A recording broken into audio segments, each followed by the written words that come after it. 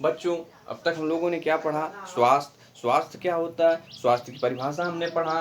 ठीक, स्वस्थ हमें कैसे रहना है उसके बारे में मैंने जाना है कि हमको क्या करना चाहिए, अपना नियमित स्वच्छता करना चाहिए, और क्या करना चाहिए, व्यायाम करना चाहिए, संतुलित आहार लेना चाहिए। तमाम परिस्थितियों में हमने स्वास्थ्य के बारे में जाना कि स्वास्थ्य क्या होता है।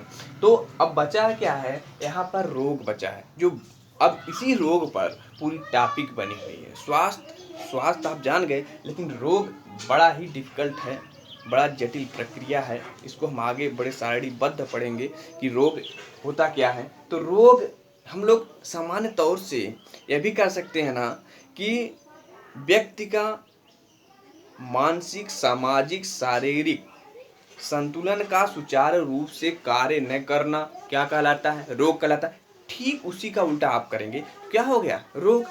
यानी अंग, अंगतंत्र तथा प्रतिरक्षा तंत्र का सुचारू रूप से कार्य न करना क्या कहलाया? रोग कहलाया नो। और तीसरी स्थिति में हम क्या कर सकते हैं? यानी जब हमारी बॉडी आंतरिक तथा बाह्य वातावरण के बीच में सामंजस्य को स्थापित न कर पाए और विभिन्न प्रकार के लक्षण उत्पन्न करे, जैसे सर्दी, खांसी, जुखाम, नो क्या करे?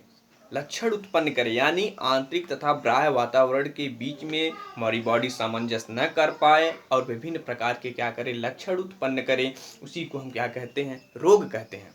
लेकिन रोग जो है, इसमें हम एक तरह से क्रमबद्ध तरीके से हम कह सकते हैं, जब एक या एक से अधिक अंग या अंग तंत्र, जब एक अंग या एक से अधिक अंग तंत्र के कार्य पर प्रतिकूल प्रभाव पड़े। प्रतिकूल यानी उसके लायक वातावरण न हो, असिस्टमैटिक हो जाए, प्रतिकूल प्रभाव पड़े।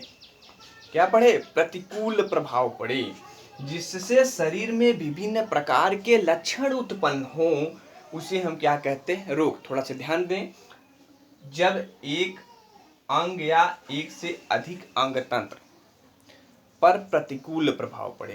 एक अंग क्या हो गया? जैसे मान लो हमारा अमाशय है, या पाचन से संबंध रख लो। एक अंग क्या हो गया? अमाशय।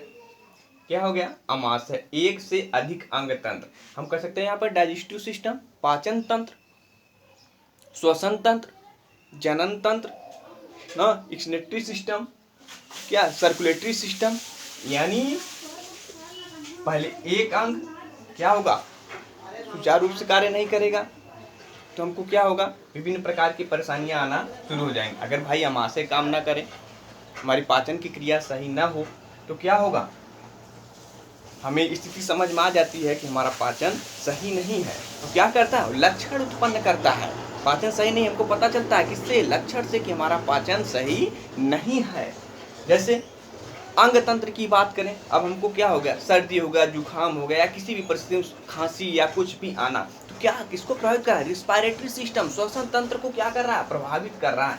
यानी एक अंग हो गया हमारा हार्ट, लंग्स कह सकते हैं। लेकिन अगर उसे हम पूरी की बात करें तो क्या हो जाएगा? रिस्पायरेटरी सिस्टम के अंतर्गत हमारा क्या आता है? लंग्स आता है। तो क्या हो रहा है? हमको सांस लेने में दिक्कत हो रही है। जो दिक्कत हो रही है उसी को हम क्या कहते हैं? लक्षण। दिक्कत उत्पन्न कौन कर रहा है? लंग्स। यानी लंग्स प्रतिकूल अवस्था में सही नहीं है और अपनी प्रतिक्रिया को दोहरा रहा है, जिससे हमें लक्षण उत्पन्न हो रहा है, तो हम जान जाते हैं कि हमारी तबीयत ठीक नहीं है। यानी जब एक अंग या एक से अधिक अंग तंत्रों पर तंत्रों पर क्या पड़े? प्रतिकूल प्रभाव पड़े, सही वातावरण ना मिले और जो विभिन्न प्रकार के लक्षण उत्पन्न करते हैं, उसी को हम क्या कहते हैं? रोग कहते हैं।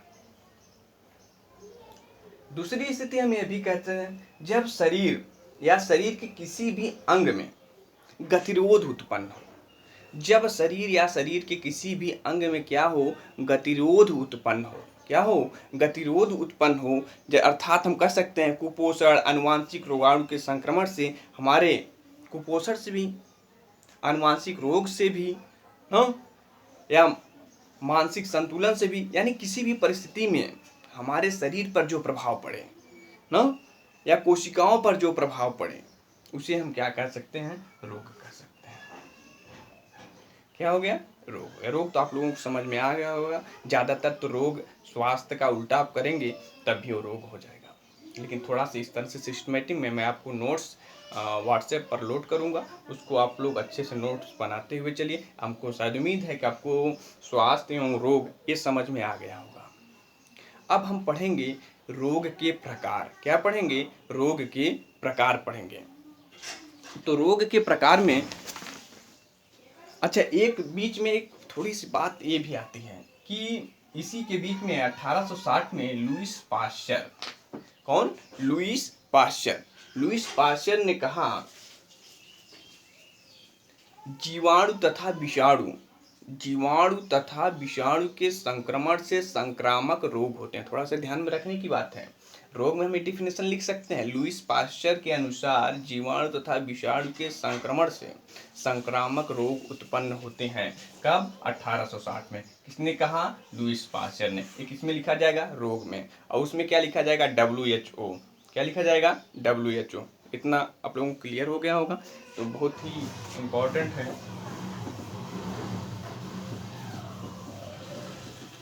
अब हम लोग पढ़ेंगे रोग के प्रकार। क्या पढ़ेंगे? रोग के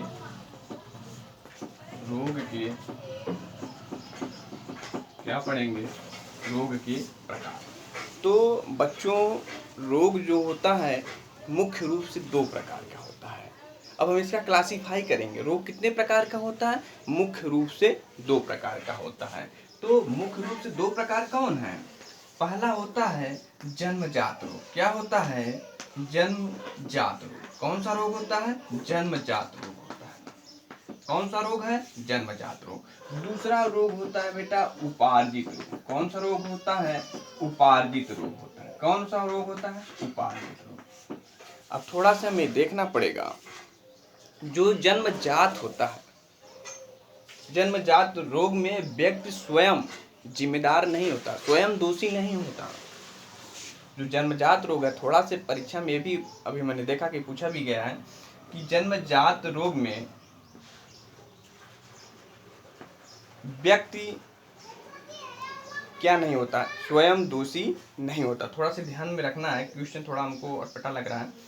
व्यक्ति क्या है, यानी पहले थोड़ा सा समझ लें इसके बारे में। जन्मजात रोग, जन्मजात रोग में व्यक्ति क्या होता है? स्वयं दोषी नहीं होता है। इसके दोषी कौन होता है? अनुवांशिक। क्या होता है? अनुवांशिक रोग। यानी माता पिता के जो लक्षण हैं, जो माता पिता में पहले पीढ़ी में थे, वो इसमें आएंगे। तो व्यक्ति कहाँ से दोषी हुआ? कोई बालक पैदा हो रहा है तो उसको तो जो लक्षण आ गए जन्मजात, कहाँ से आए? एक पीढ़ी पहले से आए, तो बालक का क्या दोष है?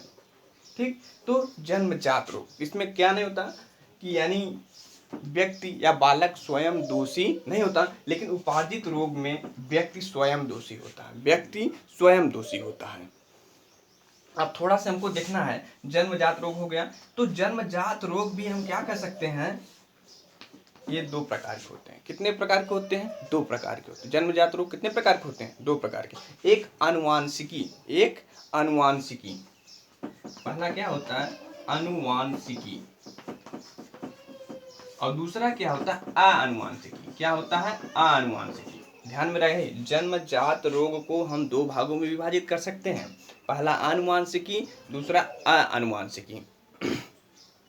अनुवांशिकी क्या होता है?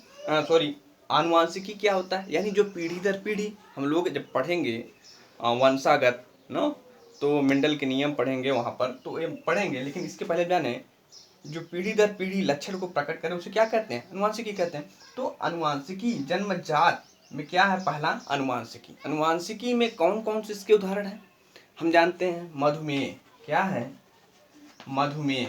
क्या है? मधुमेह। और दूसरा क्या कर सकते हैं? हीमोफीलिया। क्या कर सकते हैं? हीमोफीलिया कर सकते हैं। क्या कर सकते हैं? हीमोफीलिया। और तीसरा क्या कर सकते हैं? वर्णधांत्रता। क्या कर सकते हैं?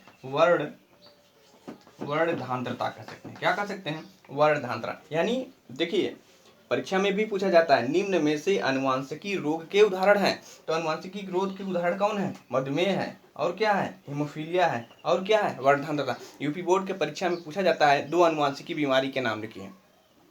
2 अनुवांशिकी बीमारी के सबसे जो महत्वपूर्ण है वो आपके हैं हीमोफीलिया तथा वर्णधांत्रता। ध्यान में रहे, ये चीज पूछा जाता है। और दूसरा आता है आनुवांशिकी। बच्चों, आनुवांशिकी में सबसे बढ़िया उदाहरण है विकलांगता। क्या?